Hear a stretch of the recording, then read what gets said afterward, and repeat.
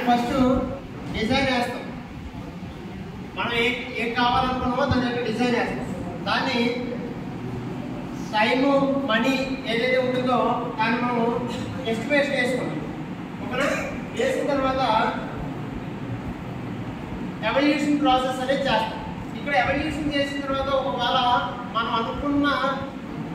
మనం వేసిన డిజైన్కి బడ్జెట్కి టైంకి సూటబుల్ అయ్యి ఎవల్యూషన్లో జరిగితే కోడింగ్ అనేది ప్రాసెస్ అనేది జరుగుతుంది. ఒకవేళ ఇక్కడ ఏమైనా ఫెయిల్యూర్స్ జరిగితే మళ్ళీ రివ్యూ ప్రాసెస్ జరిగి అప్డేట్ వచ్చిన తర్వాత మళ్ళీ కొత్తగా డిజైన్ వేసి మళ్ళీ రీసైక్లింగ్ ప్రాసెస్ చేసి ఫైనల్గా ఎవల్యూషన్ దగ్గర సక్సెస్ అయితేనే కోడింగ్ అనేది బిల్డ్ చేసి మనం ఆ కోడింగ్ని టెస్టింగ్ చేసి మెయింటెనెన్స్కి యూజ్ చేస్తాం. ఒకవేళ ఇక్కడ టెస్టింగ్ దగ్గర ఫెయిల్యూర్ వస్తే ఇది మొత్తం ఫెయిల్ అయినట్టు. టెస్టింగ్ దగ్గర ఫెయిల్యూర్ వస్తే ఇక్కడ మొత్తం ఫెయిల్ అవుతుంది. ఏదైతే ఇక్కడ ఎవల్యూషన్ దగ్గర ఆగిందో మళ్ళీ దీన్ని అప్డేట్ చేసి కొత్తగా మళ్ళీ డిజైన్ చేసి ప్రాసెస్ అనేది చేసి మళ్ళీ కొత్త కోడ్ అనేది జనరేట్ చేయడం జరుగుతుంది. అర్థమైందా?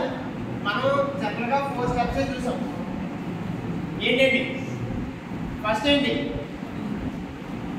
సాఫ్ట్వేర్ ఇంజనీరింగ్లో 4 స్టెప్స్ మనం చూసాం. ఏం చేసాం చెప్పండి. మనం ఏదైతే కావాలో రిక్వైర్మెంట్ తీసుకున్నాం, దాన్ని డిజైన్ చేసాం, నెక్స్ట్ దాన్ని టెస్టింగ్ చేసాం, తర్వాత డిప్లాయ్మెంట్ చేసాం. ఇదే మాత్రం అవుట్పుట్. ఈ విధంగా మనకి ఏదైతే కావాలో సాఫ్ట్ అంటే చిన్న ప్రాజెక్ట్ అయితే ఒక రకమైన ప్రాసెస్ అనేది చేస్తాం. లేదా మెగా ప్రాజెక్ట్స్ అయ్యేటప్పటికి టైం అండ్ మనీని బ్యాలెన్స్ చేసి తక్కువ టైం పీరియడ్లో యాక్యురసీ రిజల్ట్ కావాలంటే ప్రాసెస్ అనేది యాక్యురసీ ప్రాసెస్ అనేది జరగాలి. ఓకేనా? ఆ విధంగా డిఫరెంట్ కంపెనీస్ డిఫరెంట్ ప్రాసెసెస్ చేస్తారు. మీరు నేర్చుకుంటున్న ఆన్లైన్లో నేర్చుకుంటున్న ఏవైతే కోర్సెస్ ఉన్నాయో మన డెవలప్ చేసిన అవనివ్వండి అండ్ అలానే ఇప్పుడు ఇంటర్నెట్లో అవనివ్వండి. ఓకేనా? వీటన్నిటిలో కూడా సాఫ్ట్వేర్ ప్రాసెసెస్ ఏవైతే ఉన్నాయో వాటి కోసం జరుగుతుంది. మీరు ఆ క్లాస్ ఉంటే సాఫ్ట్వేర్ ఎస్సీ సబ్జెక్ట్ సంబంధించి కొన్ని టాపిక్స్ నేను అబ్జర్వ్ చేశాను. కొన్ని టాపిక్స్ ఉన్నాయండి. క్లియర్గా వింటే ఆ టాపిక్స్ అనేవి బేసిక్స్ అనేవి మనం రాసుకుంటే అటెండ్ చేయగలం. రాయల్ వాళ్ళు ఎవరున్నారో ఫాస్ట్గా రాసుకుంటాం. సైడ్ ఎడిట్ పెట్టి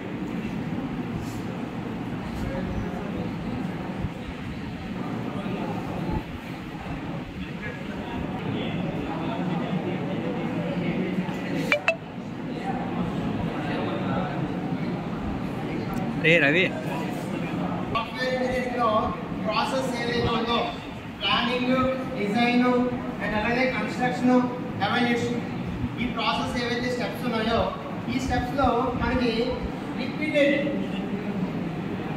అంటే ఇది మనం చూసుకున్నట్టు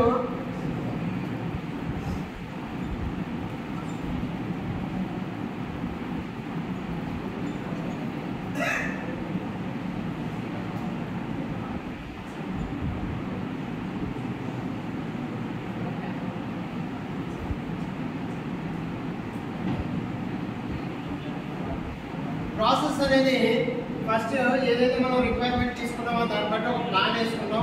ఆ ప్లానింగ్ తర్వాత డిజైన్ వేస్తాం. డిజైన్ తర్వాత కన్స్ట్రక్షన్, ఎవల్యూషన్ ప్రాసెస్ చేసిన తర్వాత ఫైనల్ ఎవల్యూషన్ దగ్గర మనకి ఏమైనా ఫెయిల్యూర్స్ వచ్చినా లేకపోతే మనం అనుకున్న విధంగా రాకపోయినా దాన్ని ఏం చేస్తామంటే అగైన్ సైక్లిక్ ప్రాసెస్లో మనం రిపీటెడ్లీ దాన్ని ప్లానింగ్, డిజైన్ అండ్ అలాగే కన్స్ట్రక్షన్, ఎవల్యూషన్ ప్రాసెస్ అనేది రిపీట్ చేస్తాం. ఓకేనా? ఫైనల్గా ఈ 4 టెక్నాలజీస్ మీద 4 టెర్మ్స్ మీద మనం డిఫరెంట్ మోడల్స్ అనేవి ఏ విధంగా చేస్తాం అనేది ఉంది. ఓకేనా? సేమ్ వాటర్ ఫాల్స్ మెథడ్ ఎలా అయితే చూస్తామో వాటర్ ఫాల్స్ మెథడ్లో ఫైనల్ మనం చూసేది 4 స్టెప్స్ మాత్రమే. ఆ 4 స్టెప్స్ ఏవైతే ఉన్నాయో ఈ స్పెరల్ మోడల్లో కూడా సేమ్ అలానే ఉంటుంది. బట్ వచ్చేటప్పటికంటే రిపీటెడ్గా మనం ఇక్కడ ఈ planning, design, construction, evolution process అనేది చేయడం జరుగుతుందని చెప్పండి. ఓకేనా?